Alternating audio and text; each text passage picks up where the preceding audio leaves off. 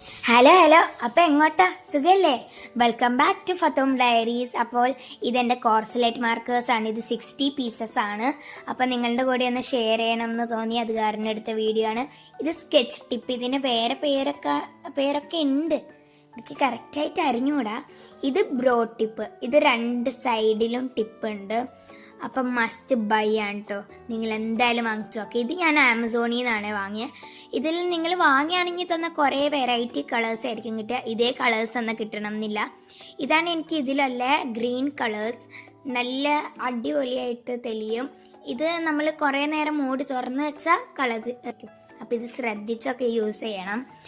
അപ്പോൾ ഇതാണ് എൻ്റെ കയ്യിലുള്ള ഗ്രീൻ കളർ 172ൻ്റെ.